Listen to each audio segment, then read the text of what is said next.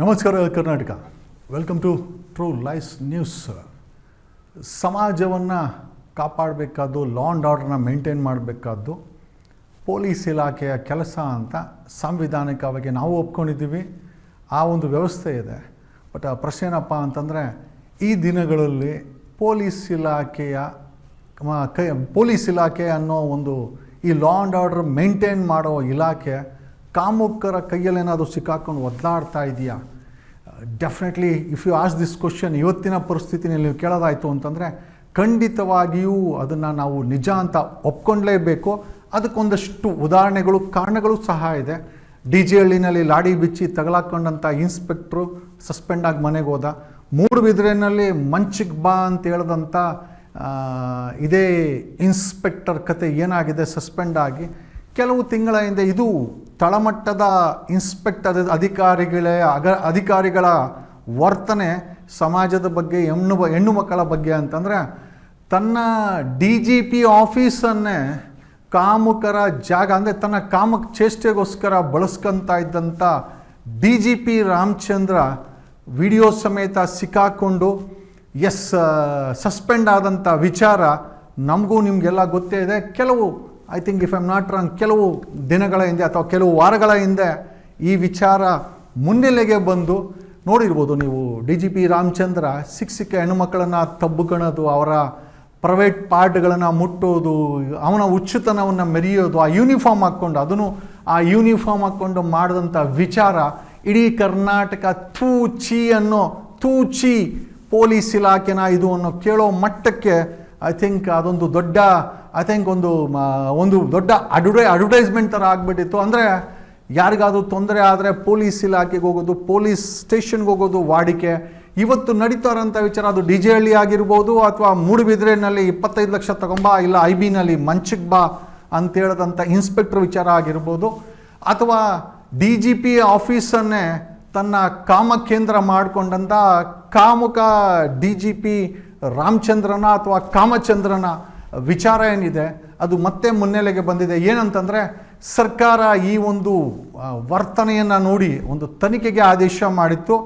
DGP ರಾಮಚಂದ್ರನಿಗೆ ಅಥವಾ ಕಾಮಚಂದ್ರನಿಗೆ ಮಾಧ್ಯಮಗಳು ಮೈಕಿಟ್ಟಾಗ, ಏನು ಸರ್ ಇದು ತುಂಬ ಸ್ಪೀಡಾಗಿ ಓಡ್ತಾ ಇದೆ, ಏನು ಇಷ್ಟೊಂದು ಜನನ ನೀವು ತಬ್ಕೊಂಡು ಇವೆಲ್ಲ ಏನು ಮಾಡಿದಂದರೆ, ಅದೆಲ್ಲ AI ರೀ, ನಾನು ನೋಡಿದೆ, ಆರ್ಟಿಫಿಷಿಯಲ್ ಇಂಟೆಲಿಜೆನ್ಸಿಯನ್ನು ಅನ್ನೋ ಒಂದು ಸುಳ್ಳನ್ನು ಎಷ್ಟು ಚೆನ್ನಾಗಿ ಈ DGP ರಾಮಚಂದ್ರ ಅಥವಾ ಕಾಮಚಂದ್ರ ಬಳಸ್ದ ಅಂತಂದರೆ, ಯಾಕೆಂದರೆ ಯಾವುದೇ ಇರಲಿ ಅದನ್ನು ವೆರಿಫೈ ಮಾಡಬೇಕು ಅಂತ ನಾವು ಕೂಡ ಹೆಚ್ಚಾಗಿ, ಬಟ್ ದ ಫ್ಯಾಕ್ಟ್ಸ್ ನೋಡಿ ಇಮಿಡಿಯೇಟಾಗಿ ಸರ್ಕಾರ ಚಿಂತನೆ ಮಾಡಿ ಆತನನ್ನು ಸಸ್ಪೆಂಡ್ ಮಾಡಿತ್ತು.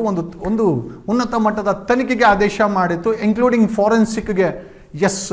ಈ ಒಂದು ವಿಡಿಯೋ ತುಣುಕುಗಳು ಏನಿದೆ, ಆ ಹೆಣ್ಣುಮಕ್ಕಳನ್ನು ಅದೇ ಚೇರಲ್ಲಿ ಕೂತ್ಕೊಂಡು ಯೂನಿಫಾರ್ಮ್ ಹಾಕ್ಕೊಂಡು ಆ DGP ರ್ಯಾಂಕಲ್ಲಿ ಆ ತಬ್ಗೊಳೋದು, ಮುತ್ತಿಕ್ಕೋದು, ಅವರನ್ನು ಮುಟ್ಟೋದು, ರಾಮಚಂದ್ರ ಬೆಡ್ರೂಮಲ್ಲಿ ಏನೇನು ಮಾಡಬೇಕು ಅದನ್ನೆಲ್ಲ ಕೂಡ ಪೊಲೀಸ್ ಇಲಾಖೆಯಲ್ಲಿ ಈ ಪೋಲಿ ರೀತಿಯಲ್ಲಿ, ಪೋಲಿಗಳ ರೀತಿಯಲ್ಲಿ ಕಾಮಚಂದ್ರ ಅಥವಾ ಅಲಿಯಾಸ್ ರಾಮಚಂದ್ರ ಮಾಡಿದ್ದ.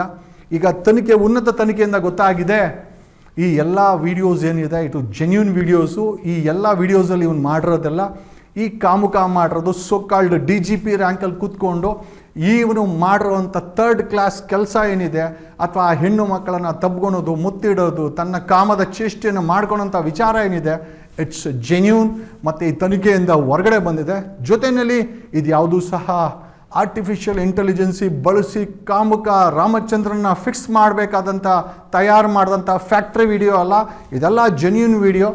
ಆತ ಉತ್ತರ ಕರ್ನಾಟಕದಲ್ಲಿ ಗೆಣಸು ಕಿತ್ತು ಗುಡ್ಡೆ ಹಾಕೋಕ್ಕೋಸ್ಕರ ಪೋಸ್ಟಿಂಗ್ ಕೊಟ್ಟರೆ ಸಿಕ್ಕ ಹೆಣ್ಮಕ್ಕಳನ್ನೆಲ್ಲ ತಗೊಂಡು ಬಾಚಿಕೊಂಡು ತನ್ನ ಕಾಮುಕವನ್ನು ಪ್ರದರ್ಶನ ಮಾಡಿದ್ದಾನೆ ಅಂತ ಈಗ ಇಲಾಖೆಯ ತನಿಖೆ ಈಗ ಹೊರ ಬಂದಿದೆ. ಪ್ರಶ್ನೆ ಏನಪ್ಪ ಅಂತ, ಇದೇ ಕೆಲಸ ಬೇರೆ ಯಾರಾದರೂ ಸಾಮಾನ್ಯ ಜನ ಮಾಡಿದರೆ ಇದೇ ಪೊಲೀಸ್ ಇಲಾಖೆ ಯಾವ ರೀತಿ ಟ್ರೀಟ್ಮೆಂಟ್ ಕೊಡ್ತಾ ಇತ್ತು, ಯಾವ ರೀತಿ ನಡ್ಕೊತಾ ಇತ್ತು ಅಂತ ಊಹೆಗೂ ನಾವು ಯೋಚನೆ ಮಾಡೋಕ್ಕಾಗಲ್ಲ. ಅದು DGP ರಾಮಚಂದ್ರನ ಕತೆ ಮುಂದೆ ಎಲ್ಲಿಗೆ ಹೋಗುತ್ತೆ? ಯಾಕೆಂದರೆ ಬರೀ ಸಸ್ಪೆಂಡ್ ಮಾಡಿ ಕೈ ತೊಳ್ಕೊಂಡು ಕುಳಿತಿರುವಂಥ ಸರ್ಕಾರ. ಆಮೇಲೆ ನಮಗೆ ಗೊತ್ತಿರೋಂಥ ಮಾಹಿತಿ ಏನು ಅಂತಂದರೆ, ರಾಜ್ಯದ ಹೋಮ್ ಮಿನಿಸ್ಟ್ರಿಗೆ ತುಂಬ ಇವರು ಕಸ ಅಂದರೆ ತುಂಬ ಕ್ಲೋಸು ಅಂತ, ಅದಕ್ಕೋಸ್ಕರನೇ ಅವ್ರ ಮೇಲೆ ತನಿಖೆ ಮಾಡಲಿಕ್ಕೆ ಅಥವಾ ಅವ್ರ ಮೇಲೆ ಕ್ರಮ ಜರುಗಿಸಲಿಕ್ಕೆ ಹೋಮ್ ಮಿನಿಸ್ಟರ್ ಅಲ್ಲ, ಇದು ನಾವು ಕೇಳ್ಪಟ್ಟಿದ್ದು, ಇದು ಸುಳ್ಳೋ ನಿಜನೋ I think home minister should explain. ಯಾಕೆ ಅಂತಂದರೆ ಬರೀ ಇದೊಂದೇ ಅಂತಲ್ಲ, ಎನ್ಫೋರ್ಸ್ಮೆಂಟ್ ಡೈರೆಕ್ಟ್ರೇಟು ಸಹ ಇವರ ಮಗಳು ರಾಮಚಂದ್ರನ ಮಗಳು ಐ ಥಿಂಕ್ ಗೋಲ್ಡ್ ಸ್ಮಗ್ಲಿಂಗ್ ಕೇಸಲ್ಲಿ 121 kg ಚಿನ್ನವನ್ನು 1 ವರ್ಷದಲ್ಲಿ ಸ್ಮಗ್ಲಿಂಗ್ ಮಾಡಿದಾಳೆ ಅಂತ ಆಕೆ ಮತ್ತು ಆಕೆಯ ಜೊತೆಯಲ್ಲಿ ಇನ್ನಿಬ್ಬರು ಸಹ ಸೇರಿ ಕಳೆದ 1 ವರ್ಷ ಕಳೆದಿದೆ. ಚಾರ್ಜ್ ಶೀಟ್ ಫೈಲ್ ಆಗಿದೆ. ಇಡಿ ಮತ್ತು CBI ಇಬ್ಬರು ಸೇರಿ ಚಾರ್ಜ್ ಶೀಟ್ ಆಗಿ ಜೈಲಲ್ಲಿದೆ.